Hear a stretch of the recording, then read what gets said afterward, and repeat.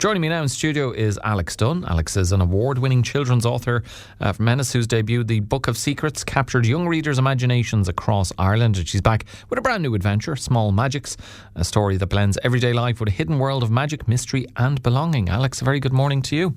To you too as well. Thank you for having me in. No, delighted to have you in, and well done on the book. It's always a great moment when, particularly with authors, because you put so many, in some cases years, into coming up with a story and shaping it and ensuring it has, a coherent structure, that when it's finally out there into the wide world, it must feel, I don't know what kind of emotions there are. Is it like relief or satisfaction that something that started as a kernel of an idea in your head is now finally out there? Yeah, a bit of all the above, to be honest. For this book in particular, Small Magics, I actually wrote it over 10 years ago initially. I was living in Canada at the time and wrote it as an adult book, so it was a very, very different story.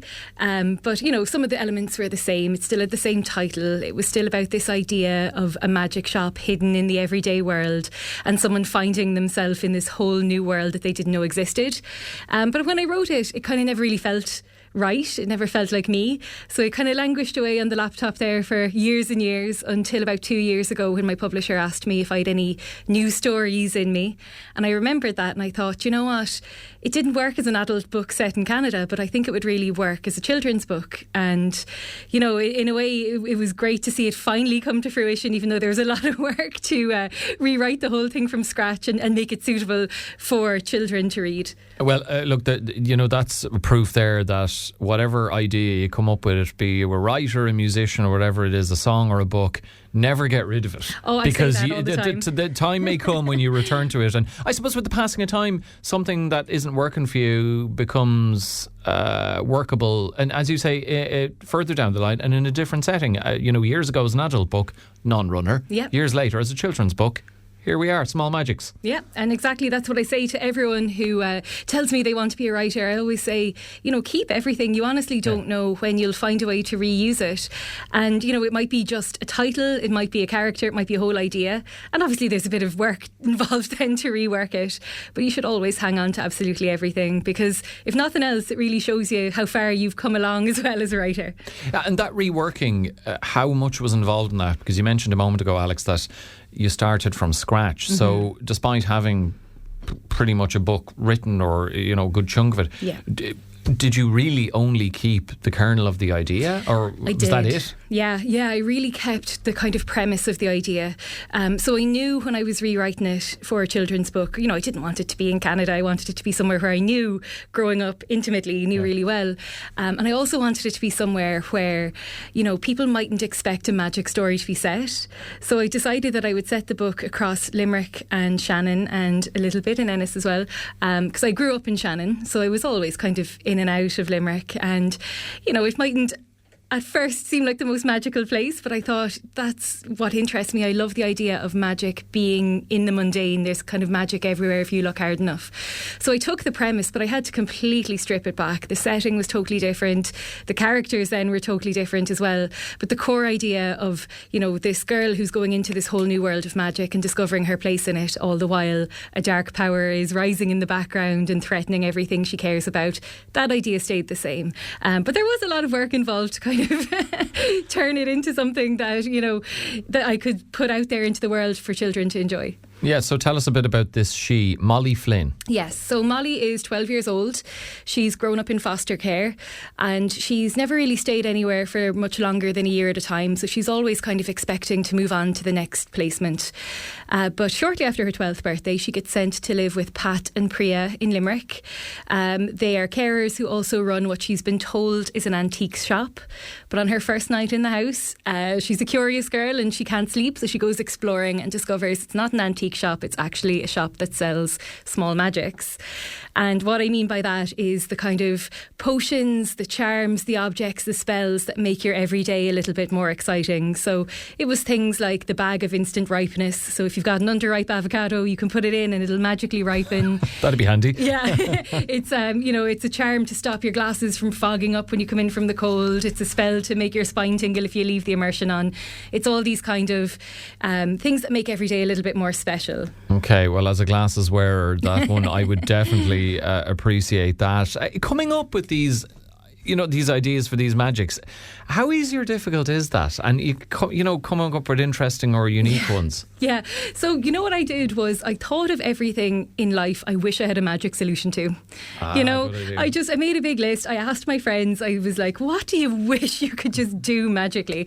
And I came up with a big list and kind of picked from those and tried to make it silly and a bit of fun as well. Because, the story does have a bit of a dark element to it. It does have a bit of adventure and a bit of danger. So when I could inject moments of fun and silliness, I really, really wanted to do that because I really, really believe in reading for fun and reading for pleasure. So I really tried to inject that into my writing. Even you've kind of pulled the curtain back there a bit on the process of writing a book that, you can come up with ideas, Alex, but, if it's a historical novel, there's a lot of research into as you said, you didn't want to set it in Canada because you know where you're from much better, more intimately.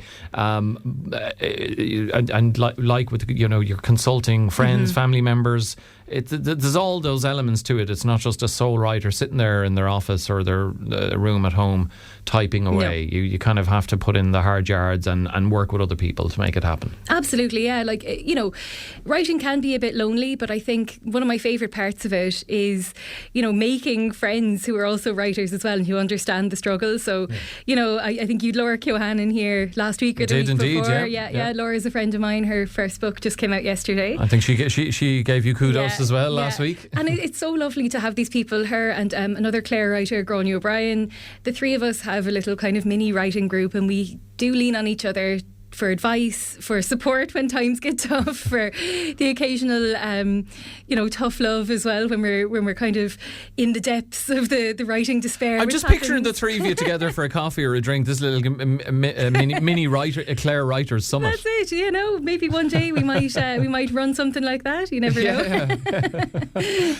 Also, aside from the, I mentioned that it isn't just a solitary pursuit sometimes, you mentioned earlier on that the balancing moments of levity with moments of darkness, and particularly because it is a children's book, getting that tone right, how easy or difficult is that?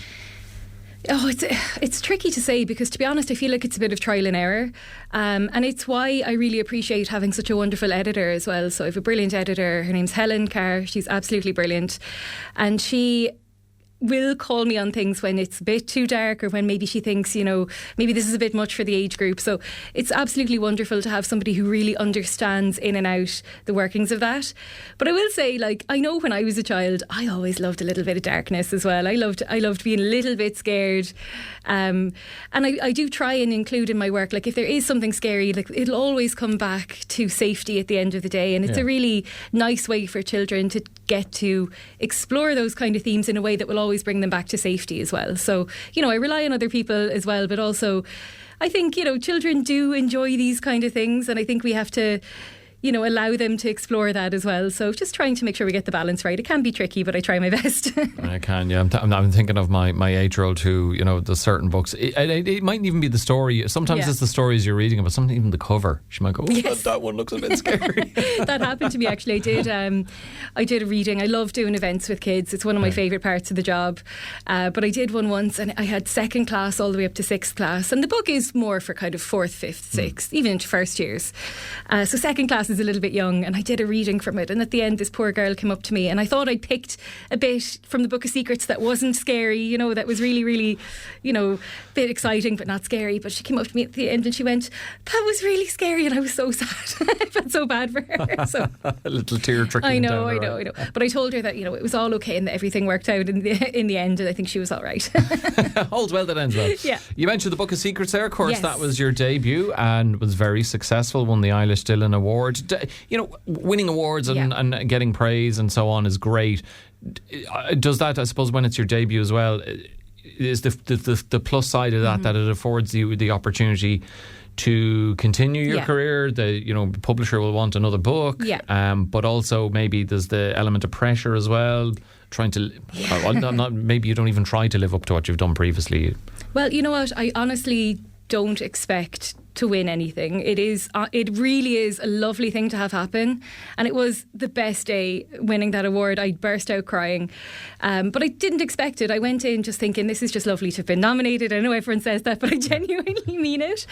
But for me, like, much as winning the award was brilliant, my favourite part of that day was the entire audience was made up of kids from all over the country, and getting to meet them and hear them all cheer when I won, and that was so lovely. I think that's my favourite part, is getting to actually meet the readers and hear some of them say it's their favourite book. Like, that's such a lovely feeling, that it kind of beats any award. And that kind of, you know, for a writer, getting feedback, you know, because if you're a musician, you're playing on stage, you're getting instant feedback from hopefully an adoring and appreciative crowd. For you, is it because Small Magics is out a month, but unless, I don't know, publishers telling you what the feedback they're getting from individual stores, are you aware of how it's being perceived or received? Or is it through those reading to children, those kind of visits to schools where you're getting a direct line to how it's being received? Or I don't know, maybe parents are coming up to you saying that their children love the book, or is it a mixture of all of it? A bit of all of it, to be honest. Yeah, like I'm very lucky that actually all my books have been pretty well received by pretty much across the board, so that's been very lovely. This kind of round of doing school visits was the first time I encountered kids who'd read my other books, and that was so lovely. So you've a loyal fan base. Yeah, it was honestly, it was really exciting, because when I was promoting my first two books, some of them, like, that was the first time hearing about it, so they hadn't read it. But this time I'd go into a classroom and I'd have 3 or 4 hands in every classroom saying they'd read my other books, and that was so exciting. So it's really lovely that they have been fairly well received, and this one seems to be going well so far, so I'm pretty happy with it. Good, and hopefully that will continue. Now, this book emerged from a previous book that you had lurking away in the background. Anything else that's there for the next book? Small Magics is only out a few weeks, so I don't know, do thoughts turn immediately to what's coming next, or do you have to come up with a fresh idea? What's next for Alex Dunne? I am actually writing a sequel at the moment to Small Magics. So, you just asked kind of how I find out how it's being received. I've been very lucky that the publishers have been hearing good things from shops even before it came out. So they asked me if I would write a sequel. So there'll be a sequel out next year, and it might feature a little bit more of County Clare in it as well, but that's all I'll say for now. Okay, all will be revealed. So, okay, well, we'll keep an eye out for that. But look, congratulations on Small Magics, and I hope it does really well for you, and look forward to having you in again. We've spoken to you before, but this is the first time in the studio. I know, so I'm very excited. Great to have you in, Alex.